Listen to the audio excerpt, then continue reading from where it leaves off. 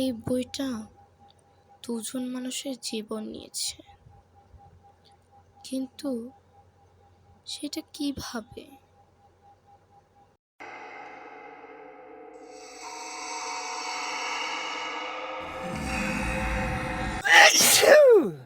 প্রথমজন বইটা পড়েই পড়ে গেল। আমরা ভেবেছিলাম হার্ট অ্যাটাক, পরে জানলাম তার আসলে বইয়ের পাতায় ধুলায় অ্যালার্জি ছিল।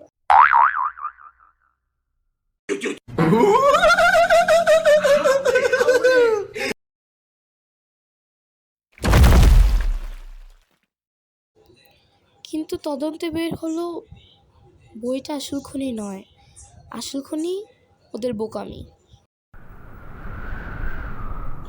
অথবা হয়তো বইটি সত্যিই অভিশপ্ত।